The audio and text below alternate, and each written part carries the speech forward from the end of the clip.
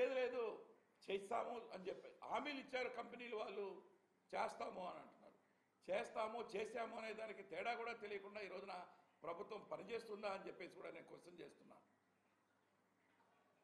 చాలా మందిని చూస్తున్నాం, అధికారులు ఉద్యోగస్తులందరినీ కూడా వాళ్ళందరినీ కూడా భయభ్రాంతులకు గురి చేసి కేసులు పెట్టి జైళ్లలో వేసి కొంతమందికి పోస్టింగ్ చేయకుండా పక్కన పెట్టి జీతాలు లేకుండా కూడా సతాయిస్తూ ఉన్నారు. చాలా మంది పోలీస్ అధికారులను కూడా మరి ఈరోజు జైలుకు పంపిస్తున్నారు. డీజీపీ క్యాడర్లో ఉన్నటువంటి అధికారులను కూడా, కమిషనర్ లెవెల్లో ఉన్నటువంటి అధికారులను కూడా మీరు జైలుకు పంపిస్తున్నారు. ఇదంతా కూడా ఉద్యోగ వ్యవస్థ, పోలీసులో ఉన్నటువంటి ఆ వ్యవస్థలో పనిచేసే ఉద్యోగస్తులంతా కూడా గ్రహిస్తూ ఉన్నారు. ఎప్పటికైనా ఉద్యోగ వర్గం అంతా ఒకటే. మీరు బలవంతంగా చేయిస్తున్నారు, మీరు ప్రభుత్వాధినేతగా ఉండి చేయిస్తున్నారు. ఎప్పటికైనా అదంతా కూడా మీ మెడకే చుట్టుకుంటుంది. ఉద్యోగులంతా కూడా మిమ్మల్ని నిలదీసే రోజు త్వరలోనే వస్తుంది అని చెప్పేసి కూడా నేను ఈ సందర్భంగా తెలియజేస్తూ ఉన్నాను.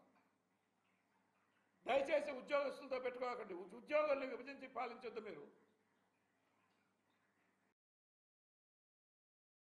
ఒక డీజీపీ స్థాయి ఉద్యోగిని తీసుకుపోయి మీరు జైళ్లలో వేసి నానా విధాలుగా అతన్ని హింసిస్తే ఆ ఉద్యోగులకు ఉన్నటువంటి గౌరవం ఏమవుతుంది? చాలా దగ్గర చూస్తున్నాం, కొన్ని డిపార్ట్మెంట్లో పనిచేసే ఫీల్డ్ అసిస్టెంట్లు అక్కడెక్కడ, అంగన్వాడీలు అయితే, ఆశా వర్కర్లు అయితే, వాళ్ళు కొన్ని గ్రామాలలో వాళ్ళ పార్టీలకు చెందిన వాళ్ళు భయపెట్టి భయభ్రాంతులుగా మీరు ఇదేం చేసిపోతే మా పార్టీకి చెందినటువంటి ఉద్యోగిని అందులో పెట్టుకుంటాం, మీరు వెళ్ళిపోండి అని చెప్పేసి కొట్టి చచ్చిపోయేదానికి కూడా వీళ్ళు కారకలైనటువంటి సంఘటనలు అనంతపురం జిల్లాలో, కర్నూలు జిల్లాలో చూసాం.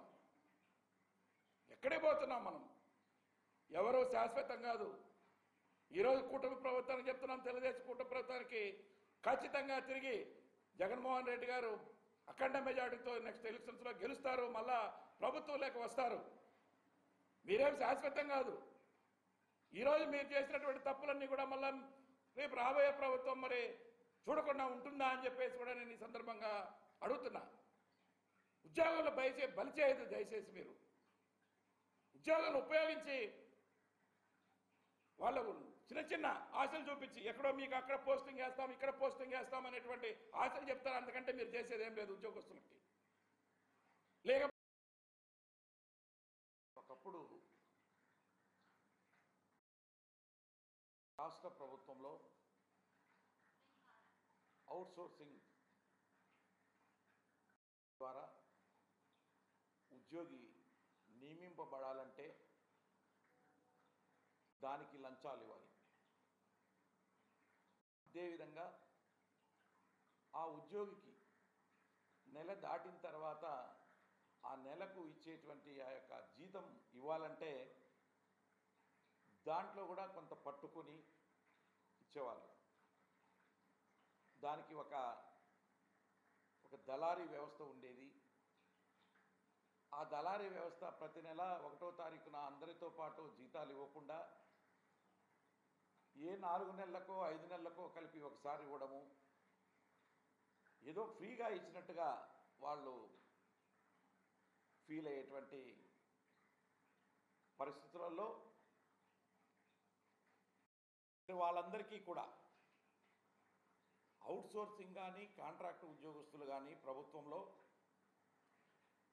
రెగ్యులర్ ఉద్యోగస్తులతో పాటు కష్టపడి పనిచేస్తున్నారు.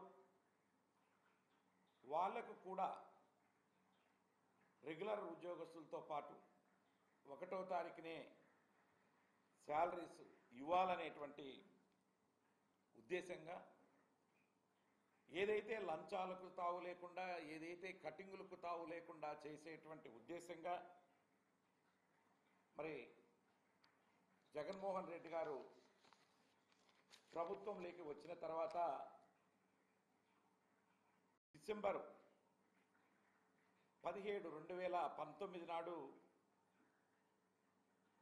ఒక దీనికి సంబంధించి ఎవరిష్టం వచ్చినట్టు ఎవరి చుట్టాలనో లేకపోతే ఎవరి రికమెండేషన్తోనో చేసుకుంటూ పోతున్నారు. ఇలా కాకుండా ఒక కార్పొరేషన్ ఏర్పాటు చేసి దాని ద్వారా ఉద్యోగస్తుల్ని ఒక సిస్టమేటిక్గా నియమించి వాళ్ళకి సకాలంలో జీతాలు రావాలనేటువంటి ఉద్దేశంగా ఒక AP corporation for outsourced services అని చెప్పేసి ఆప్కాస్ అనేటువంటి సంస్థను రాష్ట్ర ప్రభుత్వం ద్వారా ఏర్పరిచి జూలై 3వ తారీఖున 2020 నాడు ప్రారంభించి అదే రోజున దాదాపు 47,000 మంది అవుట్సోర్సింగ్ ఉద్యోగులకు నియామక పత్రాలు జారీ చేసినటువంటి ఘనత గత ముఖ్యమంత్రి గారైనటువంటి వైఎస్ జగన్మోహన్ రెడ్డి గారు ఆయనది అని చెప్పేసి కూడా నేను ఈ సందర్భంగా తెలియజేస్తున్నా. దానివలన మరి ఈఎస్ఐ కానీ ఈపీఎఫ్ కానీ జమ చేస్తూ క్రమం తప్పకుండా ఉద్యోగులకు మేలు జరిగే విధంగా ఉండాలనేటువంటి విధంగా ఎలాంటి కోతలు లేకుండా ఈ యొక్క ఆప్కా సిస్టాన్ని మరి ముఖ్యమంత్రి గారు తీసుకొచ్చారు. ఆ యొక్క సిస్టంలో దాదాపు 1,00,000 మంది ఉద్యోగస్తులు దాకా ఈ రోజున రాష్ట్ర ప్రభుత్వంలో అనేక సంస్థలలో అనేక కార్యాలయాల్లో కూడా వాళ్ళు ఎక్కడా కూడా ఇతర ఉద్యోగస్తులతో తీసిపోని విధంగా పనిచేస్తూ మరి ఈ రాష్ట్ర ప్రభుత్వంలో భాగంగా ఉంటూ మరి అడ్మినిస్ట్రేషన్లో పార్టిసిపేట్ చేస్తూ ఉన్నారు. మరి దాదాపుగా ఏదైతే 1,00,000 మంది ఉద్యోగులు ఉన్నారో ఈ ఆప్కాస్ ద్వారా నియమింపబడి అందులో ఎస్సీలు, ఎస్టీలు, బీసీలు, మైనారిటీలు వీళ్ళందరూ కూడా కలుపుకుని దాదాపు 50% ఉండే విధంగా వాళ్ళందరినీ కూడా నియామకం చేయడం జరిగింది.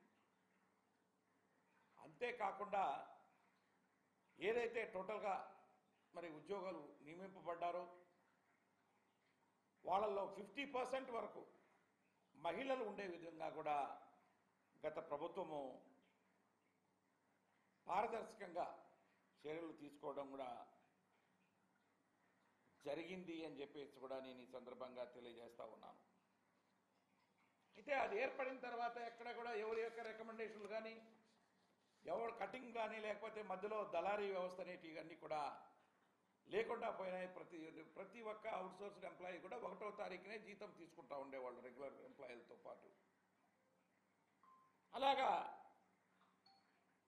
జరుగుతున్నటువంటి సమయంలో మరి నిన్నటికి నిన్న ప్రభుత్వం ఒక జీవోను విడుదల చేయడం జరిగింది. ఆ యొక్క జీవోలో